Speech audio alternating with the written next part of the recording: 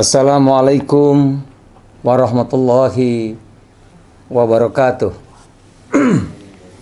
Alhamdulillah, alhamdulillahillazi arsala rasulahu bil huda wa dinil haq liyuzhirahu 'ala dini kullih wa kafa billahi shahida. Asyhadu an la ilaha illallah wa asyhadu anna Muhammadan abduhu wa rasuluh. Allahumma shalli ala Muhammad wa ala ali Muhammad. Pertama-tama tentu marilah kita panjatkan puji syukur kepada Allah Subhanahu wa taala, Tuhan yang Maha Pengasih, Maha Penyayang. Kepadanya lah kita mengabdi dan hanya kepadanya lah kita memohon pertolongan. Konsekuensi logis dari pertarungan ekonomi politik global antara Amerika Serikat dan Tiongkok, dua kekuatan terbesar dunia saat ini. Selain perang dagang dan eskalasi potensi konflik militer seperti terjadi di Laut Cina Selatan, adalah kembali menguatnya sentimen serta tarik-menarik antara ideologi politik liberal melawan komunis, semacam tanding ulang setelah sebelumnya berakhir di era Perang Dingin antara Amerika Serikat dan Uni Soviet di awal tahun 90-an. Kini tentu dengan bentuk dan kompleksitas yang lebih rumit. Dua ideologi besar dunia yang berhadapan saya kira tidak lagi mengandaikan benturan antara peradaban sebagaimana ditulis Samuel Huntington. Yang terjadi justru terombang-ambingnya pendulum ideologi negara-negara di tengah tarung bebas antara dua raksasa global AS dan Tiongkok tadi. Keduanya berebut pengaruh dengan berbagai strategi. Tiongkok memilih strategi ekonomi dan perdagangan, kerjasama dan investasi besar-besaran digelontorkan kepada negara-negara berkembang agar kebijakan politik domestik dan luar negerinya bisa dipengaruhi. Salah satu tali kekangnya adalah utang. Amerika juga melakukan hal yang sama. Proyek liberalisasi terus dikerjakan melalui instrumen dan struktur ekonomi politik global seperti IMF, World Bank, dan lainnya. Jika kita melihat Indonesia, dua pengaruh kekuatan global ini sangat terasa.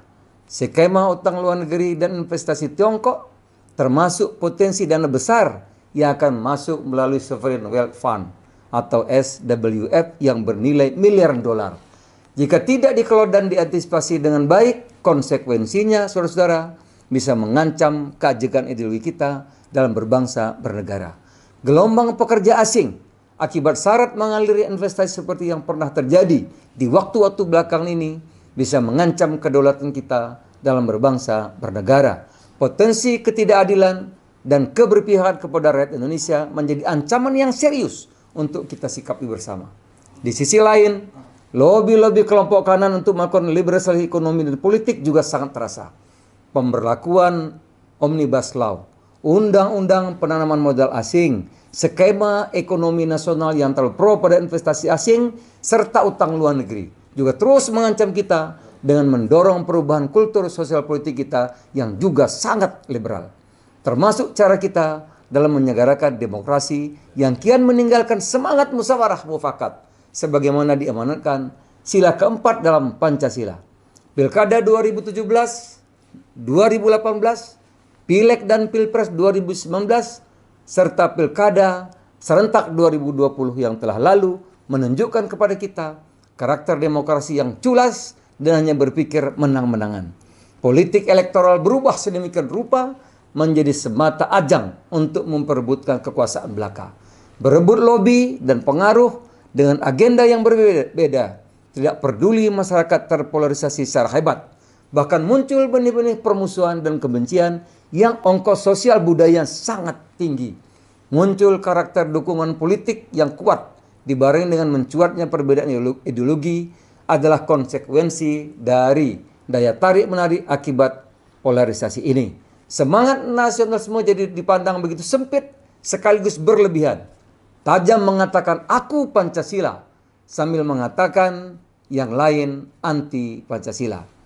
Di sisi lain, politisasi agama juga dilakukan secara brutal, menghasilkan Islamisme yang sempit dan simbolik belaka, memungkinkan masuknya paham-paham ekstrim dan radikal, bahkan yang mengandaikan format negara agama dengan penerapan syariat Islam sebagai hukum formal. Begitu sedih kita melihat apa yang terjadi di tanah air tercinta saat ini. Polarisasi politik yang menimbulkan permusuhan bahkan kebencian. Cebong TS kampret buzzer PS kadrun bisa terus tereskalasi menjadi pikiran us versus them. Kami melawan mereka, yang sangat membahayakan keutuhan kita berbangsa dan bernegara. Pesta demokrasi yang mahal sekali ongkosnya bagi parpol maupun peserta pemilu menghasilkan pola-pola yang sifatnya transaksional, merugikan dan membodohkan masyarakat. Sementara tensi politiknya tidak dikelola dengan baik, penyelenggaraan pemilu yang agak amburadul mengakibatkan jatuhnya ribuan korban anggota KPPS yang meninggal dunia. Ya, persaudaraan kebangsaan yang terganggu. Ya, setelah pemenang Pilpres diperoleh, pada akhirnya saudara-saudara yang kalah bergabung juga dengan penguasa. Capres dan cawapres penantang, keduanya kini menjadi menteri juga, bergabung dengan presiden yang terpilih. Tidak ada berkuasa dan tidak berkuasa, semua menjadi satu. Sementara konsekuensi terbelahnya masyarakat menjadi kubu-kubu terlanjur terjadi. Pengkubuan ini tentu tak bisa dibiarkan. Ke depan kita perlu melakukan 3 hal, saudara-saudara. Pertama, rekonsiliasi nasional untuk mengembalikan keutuhan kita dalam berbangsa dan bernegara.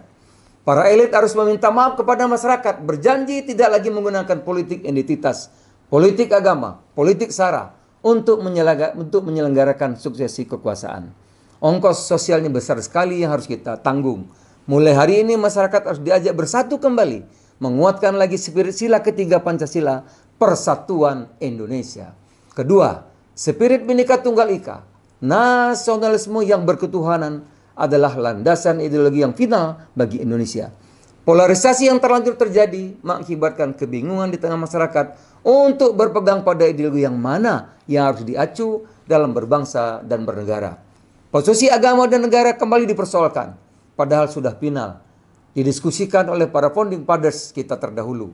Munculnya gerakan-gerakan, kelompok serta organisasi tertentu yang menawarkan penerapan hukum Islam misalnya menjadi hukum formal negara, bahkan mempromosikan konsep negara Islam melalui internasionalisasi khilafah, harus kita cegah. Bangunan berbangsa dan bernegara kita sudah final. Kita adalah negara Pancasila yang berdasar pada sila pertama ketuhanan yang Maha Esa, yang berorientasi kepada keadilan sosial bagi seluruh rakyat Indonesia, apapun agama, suku, ras, dan golongannya. Karena nilai-nilai humanisme universal dijunjung tinggi dalam bingkai sila kedua, kemanusiaan yang adil dan beradab. Dalam hal Islam sebagai agama mayoritas di Indonesia, disinilah kita butuh Islam tengah. Islam moderat yang modern, sebagaimana dijadikan pijakan berpikir oleh para founding fathers kita yang ikut merumuskan dasar negara, Pancasila, dan Undang-Undang Dasar 1945. Nahdlatul Ulama, Muhammadiyah, 2 ormas Islam terbesar di tanah air, berpijak pada prinsip keislaman ini. Islam yang berpijak pada spirit rahmatan lil alamin, rahmat bagi semesta alam, yang menyadari pentingnya konsensus untuk kemaslahatan bersama. Dihilangkannya 7 kata dari Piagam Jakarta pada saat perumusan dasar negara bukanlah kekalahan umat Islam, namun kebesaran hati dan kejernihan berpikir para ulama kita untuk menegakkan Indonesia sebagai rumah besar bagi semua yang berlandaskan nilai-nilai ketuhanan dan agama. Para ulama kita memperkenalkan Islam tengah, Islam moderat, Islam wasatiyah, yang kini konsep berpikirnya bisa kita pahami melalui gerakan Islam berkemajuan Muhammadiyah atau yang berpijak pada konsep Ahlul Sunnah wal Jamaah Aswaja sebagaimana dipegang Nahdlatul Ulama. Islam tengah ini yang berpijak pada ajaran Al-Quran agar kita menjadi umat terbaik, khairul ummah, pada saat yang sama bisa menjadi tawaran Indonesia untuk persoalan dunia. Benturan antara ideologi liberal, komunis yang dipresentasikan oleh Amerika Serikat dan Tiongkok di belahan dunia lain pun menghasilkan komplikasi ideologi yang mirip sebagaimana terjadi di tanah air. Konflik Timur Tengah yang ditandai dengan menguatnya radikalisme dan ekstremisme Islam, kebangkitan white supremacy di benua Eropa dan Amerika Serikat yang melahirkan Islamophobia, membutuhkan tawaran baru yang bisa menengahi semua konflik itu. Islam tengah khas Indonesia bisa menjadi jalan keluarnya. Ketiga, yang terakhir sekaligus terpenting, saya kira kita perlu memikirkan ulang, saudara-saudara. Format penyelenggaraan pesta demokrasi dan politik elektoral kita perlu dipikirkan format baru yang lebih sesuai dengan prinsip sila keempat Pancasila. Kerakyatan yang dipimpin oleh hikmah kebijaksanaan dalam permusyawaratan perwakilan. Konsep kita sejatinya adalah perwakilan melalui musyawarah mufakat itu yang penuh hikmat dan kebijaksanaan, bukan demokrasi bebas yang hanya berpikir kompetisi menang-menang belaka. Saudara-saudara, demokrasi akan menghasilkan keadilan kesetaraan dengan satu kunci, yaitu value, nilai-nilai. Tanpa nilai-nilai, demokrasi hanyalah transaksional belaka yang melahirkan ketimpangan kesenjangan antara kaya dan miskin, antara pusat dan daerah, yang melahirkan ongkos sosial yang tinggi, rusaknya persaudaraan kebangsaan kita. Sedih melihat apa yang terjadi saat ini di Indonesia pasca pemilu presiden dan pileg 2019 lalu. Di daerah dengan karakter pemilih Islam yang kuat, partai nasionalis kalah telak. Sebaliknya di daerah dengan karakter pemilih Islam yang kuat, partai-partai bercorak Islam kalah telak. Ini tidak bisa dibiarkan. Ini jelas membahayakan untuk jangka waktu yang lebih panjang. Akhirnya saya ingin menutup pidato ini dengan dua ajakan. Pertama, penting untuk kita meneguhkan kembali ideologi berbangsa bernegara, termasuk menyelaraskan ulang cara kita berislam saat ini di tengah pendulum ideologi dunia yang menarik kita ke kiri dan ke kanan. Kita perlu tetap teguh berada di tengah. Indonesia adalah negara berdaulat dengan prinsip politik luar negeri yang bebas aktif. Bebas artinya tidak berpihak pada pertarungan ideologi-ideologi global yang saat ini ada. Aktif artinya proaktif menyuarakan keberpihakan kepada kemanusiaan dan keadilan yang beradab. Dan sebagai negara berpenduduk mayoritas muslim terbesar di dunia, Islam Indonesia adalah Islam wasatiyah, Islam tengah, Islam yang bercorak kebudayaan dan orientasi pada kemajuan peradaban. Kedua, saya ingin mengajak seluruh elemen bangsa untuk kembali memikirkan format terbaik apa yang bisa kita pakai untuk menyelenggarakan politik domestik, terutama dalam hal politik elektoral.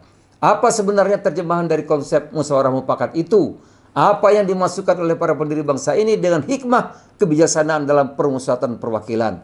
Saudara-saudara, kita sudah beberapa kali melaksanakan pilpres, menang-menang sangat liberal. Sudah kita.